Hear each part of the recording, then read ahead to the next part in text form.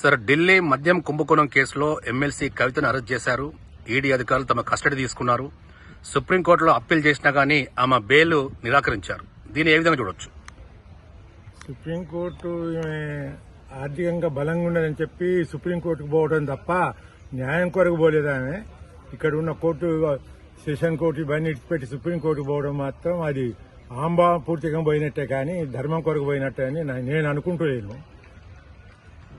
తర్వాత కవిత గారికి ఏం తక్కువ ఉందని చెప్పి తెలంగాణను తీసుకొచ్చిన కవిత తండ్రి వీళ్ళందరూ కలిసి ఢిల్లీలో మధ్య కుంభకోణంలా ఇరుక్కోవాల్సిన అవసరం ఏమైనా ఉన్నదా? లేదా ఢిల్లీ ఓడే కళలొచ్చి ఇక్కడికి వచ్చి కవితమ్మని పట్టుకపోయి రిమాండ్ చేసిందా? నీకు అవసరం లేని ఢిల్లీకి పోయి పరిపాలనలో ఇన్వాల్వ్మెంట్ అయింది. కేజ్రీవాల్ గవర్నమెంట్ లో ఈ అమ్మాయి పోయి ఇన్వాల్వ్ అయింది. ఇది చాలా స్త్రీ జాతికే అధర్మం అని చెప్పి నా వ్యక్తిగత అభిప్రాయం అండి. కాబట్టి చట్టం తన పని చేసుకుపోతుంది. ఆమెను అరెస్ట్ చేయడం ధర్మమే, న్యాయమే.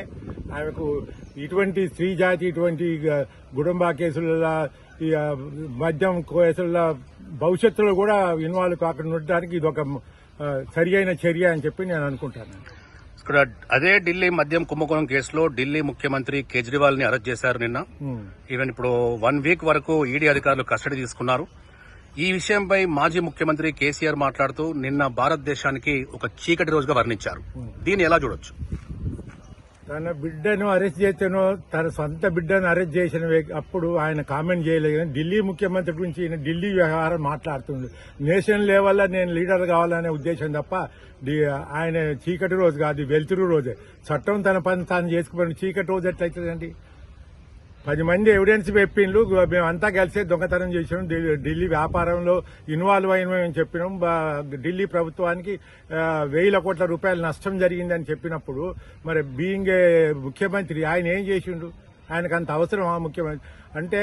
కరప్షన్ వ్యతిరేకంగానే, మద్యంకు వ్యతిరేకంగానే, ఈ వ్యవహారాలకు వ్యతిరేకంగానే కాంగ్రెస్ గవర్నమెంట్ మీద ఆయన వ్యతిరేకంగా చేయించిండు, కష్టపడ్డాడు, ప్రజల లోపల సానుభూతి పొందిండు. సానుభూతి పొంది మళ్ళా ఆయన అదే తవ్వకు పోయి అదే పని చేస్తే ఎంతవరకు ధర్మం ఏమండి? అందుకొరకే ముఖ్యమంత్రిని కేజ్రీవాల్ చేసుడు మాత్రం న్యాయమే. అది ఎంత పెద్దవాడైనా కూడా తప్పి చేసిన శిక్ష తప్పదు అనే మన వెనకాల సాంప్రదాయం ఉన్నది, ధర్మం ఉన్నది. మన ధర్మశాస్త్రాలకు అదే చెప్తుంది.